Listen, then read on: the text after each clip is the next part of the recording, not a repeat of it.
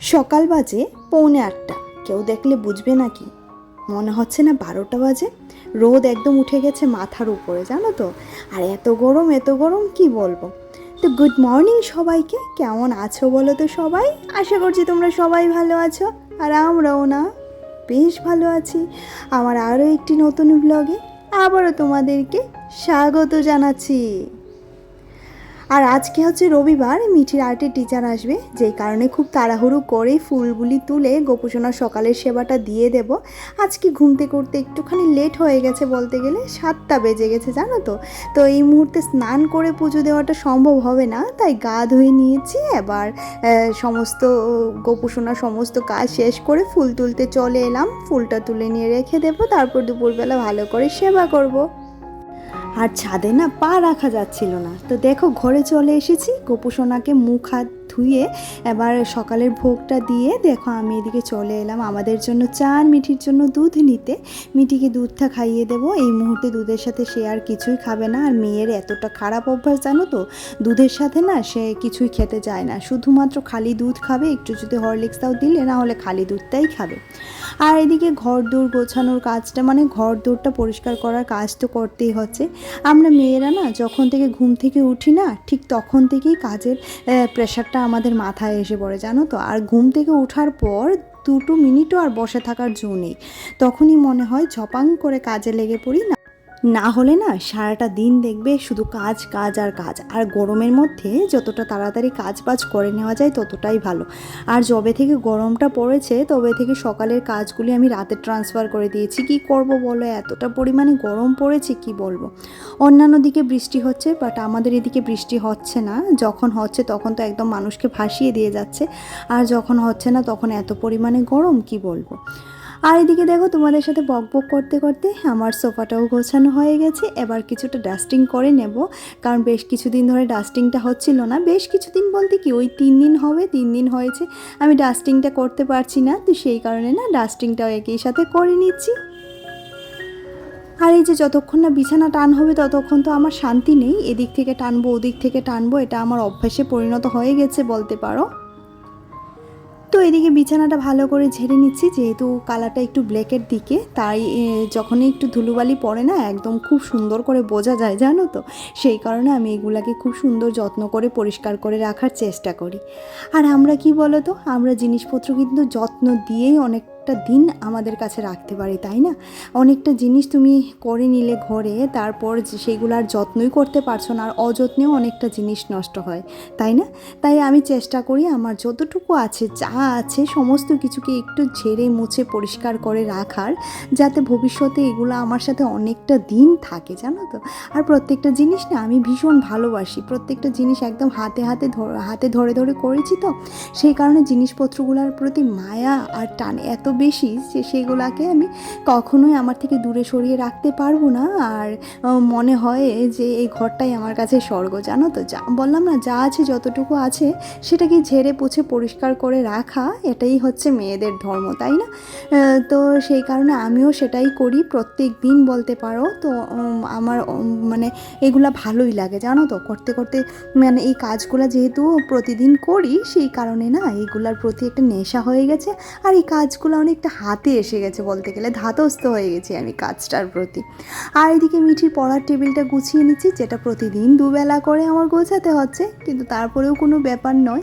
মেয়েটাও সময় পেলে গোছায় না যে তা না, সেটা বললে ভুল হবে যে মেয়েটা গোছায় না। মেয়েটাও গোছায়, যখন আমি পারছি তখন আমি গোছাচ্ছি, যখন মেয়েটা পারছে তখন মেয়েটা গোছাচ্ছে।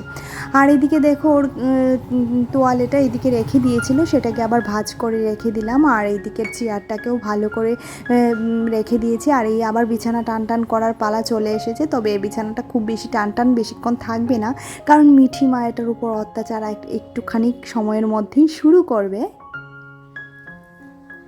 আর আমাদের মেয়েদের কি বলো তো, আমাদের মেয়েদের কাজগুলো কিন্তু দেখা যায় না, তাই না। কত পরিমাণে যে সংসারে আমাদের কাজ থাকে সেটা কিন্তু দেখাই যায় না, তাই না। যেহেতু আমি এখন ভিডিও করি, প্রত্যেকেই আমার কাজকে সম্মান করে, আর সেটাই ভালো লাগে যে প্রত্যেকে বোঝে যে আমি কী পরিমাণে সংসারের প্রতি খাটি। এই জিনিসটা ভালো লাগে। আগে যখন ভিডিও করতাম না না তখন একটা কথাই মুখে থাকতো, হ্যাঁ সারাদিন তোমার কী কাজ। আসলে সত্যি সারাদিন মনে হয় আমাদের কোনো কাজ নেই, তাই না? কিন্তু একটা ঘরের বউ, একটা মা, একমাত্র সেই জানে তার কাজের চাপটা কতটুকু বেশি। আর এদিকে দেখো আবার আমার জন্য ছোলা মাখা নিয়ে নিলাম, আর আমার এটা ভীষণ ভালো লেগেছে, মিঠিকেও দিয়েছি বাট লঙ্কা ছাড়া। আর এদিকে দেখো বসে পড়েছি একটুখানি সবজি নিয়ে। এই সবজিটা না আমাদের বাড়িতে একটা কাকা আসে সবজি নিয়ে, তো ওই কাকার থেকে রেখেছি, বেশ ভালোই হয়েছে সবজিগুলো। আর একটুখানি ঢেঁড়স রেখেছিলাম, যেহেতু আমার মেয়ে ঢেঁড়স খেতে ভীষণ পছন্দ করে। আর এটা হচ্ছে ডাঁটা, তো ডাঁটাগুলোকে একটু ছাড়িয়ে রেখে দেবো যাতে ফ্রিজে রাখতে সুবিধা হয়। আর এভাবে করেই কাজগুলো আমি করিনি, কারণ ওই যে বললাম মেয়েদের কাজগুলো তো চোখে লাগে না, তো রান্না বসিয়ে বসিয়ে এদিকে সমস্ত কাজগুলি করে নিচ্ছি। আর ডাঁটার পাতাগুলো না খুব বেশি একটা ভালো নয়, না হলে শাক খাওয়া যেত, কিন্তু এই পাতাটা একদম ডাঁটা গাছে বলতে গেলে বিচি চলে এসেছে, ফুল চলে এসেছে, তো সেই কারণে এই ডাঁটার পাতাগুলো খাওয়া যাবে না।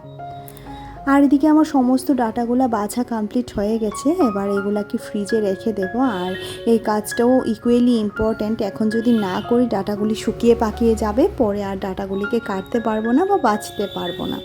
সেই কারণে আমি এখনই এগুলা করে নিচ্ছি, যাতে ফ্রিজে রাখলে ডাটাগুলো তাজা থাকে, পরে কেটে নিতে আমার সুবিধা হয়। আর এদিকে দেখো আমার ভাতটাও হয়ে গেছে, এবার ভাতের ফ্যানটা গেলে নেব, তারপর সমস্ত সবজিগুলা ওই ব্যাগে ঢুকিয়ে তারপর ফ্রিজে রেখে দেব। আর কাকার সবজিগুলো ভীষণই ভালো হয়। এই কুমড়োগুলো যে দেখতে পাচ্ছ, কুমড়োগুলো এতটা মিষ্টি হবে সেটা আমি প্রত্যেক দিন যেহেতু রাখি, ওই মানুষের প্রতি বিশ্বাস জন্মে যায়, কথা আছে না। তো একজন ফলের কাকা আসে আর একজন সবজির কাকা আসে, তো ওরা দুজনেই খারাপ জিনিস কখনোই দিয়ে যায় না, যদিও বা বাজার থেকে একটুখানি দামে বেশি হতে পারে, কারণ তারাও তো কিনে আনে তার জন্য। আর এদিকে দেখো ভিন্ডিগুলোকেও একই সাথে ঢুকিয়ে নিচ্ছি। আর একটা ঝিঙে দেখতে পাচ্ছ, ওই ভিন্ডিকে ওজনে সমান করতে পারছিল না, তার জন্য ঝিঙেটাও দিয়ে দিয়েছে। আর কুমড়োগুলো ভীষণই সুন্দর লাগছিল, কিন্তু আজকে রান্না করব না কুমড়ো, আগামীকালকে বা তারপরের দিন দেখা যাক, যেদিন করি। আর এদিকে দেখো আমার মাছের ঝোলটাও কষানো হয়ে গেছে, ওই কালো জিরে দিয়েছিলাম আর পেঁয়াজ আর লঙ্কা বাটা, একটুখানি টমেটো আর ধনেপাতা দিয়ে কষিয়ে নিয়েছিলাম, কিছুটা কাঁচা লঙ্কা তো ছিলই। এবার ভাজা মাছগুলি মশলার সাথে একই সাথে দিয়ে দেখো ভালো করে আবারও ভাজা ভাজা করে নেব। তারপর ভাজা ভাজা হয়ে আসলে ঝোল দিয়ে দেবো। আর একটা সরপুঁটি মাছ সেদিন যে এনেছিল সেটা, তো মাছটা ভীষণ খেতে স্বাদ, আর সরপুঁটি মাছ দেখবে এমনও খেতে ভালোই লাগে। আর তরকারিটাও না রান্না করেছিলাম সুন্দর করে, ভীষণই ভালো হয়েছিল। একটু ঝোল দেবো না, গামাখা করে রান্না করব, ঝাল করব এক কথায়। আর এদিকে দেখো মাছটা কষে আসার পর ঝোলটা দিয়ে দিলাম, এবার ঝোলটা দিয়ে ভালো করে ফুটে উঠলেই তারপর নামিয়ে নেব। মাছের ঝোল রেডি হয়ে গেল, মাছের ঝোল দেখো, আর খেতেও বেশ বেশ ভালো হয়েছিল, বললামই তো। আর এবার বাটিতে ঢেলে রেখে দেবো।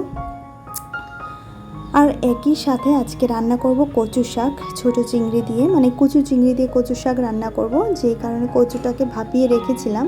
আর দেখো এখানে কালো জিরে আর লঙ্কা দিয়ে দিলাম, কাঁচা লঙ্কা, আর একই তেলের মধ্যে দিয়ে দিলাম চিংড়ি মাছগুলো। এবার চিংড়ি মাছগুলোকে ভালো করে ভাজা ভাজা করে সেই ভাজা তেলের মধ্যেই দিয়ে দেব নুন হলুদ দিয়ে, এবার কচুটাকেও দিয়ে দেব, কচুটাকে দিয়ে তারপর অন্যান্য মশলাপাতি দেব। আর কচু শাকটা খাওয়ার পর যেহেতু ভয়েস দিচ্ছি, এতটা টেস্টি হয়েছিল কচু শাকটা, কি বলবো। আর এই কচুটা একদমই গলায় লাগে না, ভীষণই ভালো হয়। আর এদিকে দেখো জিরে ধনে একটুখানি দিয়ে দিচ্ছি, আর একটুখানি লঙ্কার গুঁড়ো, কালারটা সুন্দর হওয়ার জন্য, এইটুকুই বেশ। আর কাঁচা লঙ্কা তো দিয়েইছি ঝালের জন্য, আর একটুখানি চিনি অবশ্যই। আর আমি ভাবছিলাম কেমন হবে, কিন্তু খেতে ভালোই হয়েছিল। তো এদিকে দেখো ভালো করে এবার কচু শাক, কী বলো তো, কচু শাকে অনেকক্ষণ সময় ধরে না কষাতে হয়, একদম কচু শাক যত টানবে যত কষবে ততই টেস্ট হয় খেতে। আর এই যে এদিকে দেখো যেই মুহূর্তে কড়াই থেকে লেগে উঠবে, তো সেই মুহূর্তে নামিয়ে নেব। রেডি হয়ে গেল আমার কচু শাক। আর রেসিপিটা কেমন লাগলো জানিও। আর আমি খুবই সিম্পলি রেসিপিগুলো করতে ভালোবাসি, খুব তামঝামওয়ালা রান্না করি না, ভীষণই সিম্পলিভাবে আমি রান্নাবান্না করি, আর সেটাই তোমাদের সাথে শেয়ার করি। কেমন লাগলো অবশ্যই করে জানিও। আর ঘড়িতে কিন্তু এখন বাজে প্রায় 12:30টার কাছাকাছি। এখন স্নান করব, পুজো দেব, তারপর খাওয়া দাওয়া করব, তারপর সারাদিনের মতো মানে সারাদিনের আজকের দিনের জন্য কাজ শেষ বলতে পারো। বিকেলে অনেকটা বড় কাজ আছে, ছাদের গাছগুলিকে পরিষ্কার করতে হবে, ভীষণ আগাছা জন্মেছে, তো সেইগুলিকে রাত্রে পরিষ্কার করব ভাবছি। মিঠি মাকে বলবো একটু লাইট ধরতে, আর আমি পরিষ্কার করে নেব। আর এই মুহূর্তে চলো আমার কিছু মিষ্টি মিষ্টি দিদি বোনেদের নাম বলে নেওয়া যাক। তাদের মধ্যে হচ্ছে সঙ্গীতা, রুম্পা দিদিভাই, পিয়ালি, নন্দিনী দিদিভাই, ডেইলি লাইফ কুকিংয়ের দিদিভাই, মায়া দিদিভাই, নন্দিনী হাজরা, শাবানা ব্লগস। তোমরা প্রত্যেকে এত সুন্দর করে আমাকে সাপোর্ট করছো, ভালোবাসা দিচ্ছ, তার জন্য অসংখ্য অসংখ্য ধন্যবাদ। আর এদিকে দেখো ঘরটা মুছে নিচ্ছি, রান্নাঘরটা মুছে নিচ্ছি, আর জামাটা না পুরো ভিজে গেছে। তোমাদের কার কার এমন অভ্যাস আছে বলো তো, কাজ করতে করতে নাইটিতে হাত মোছা?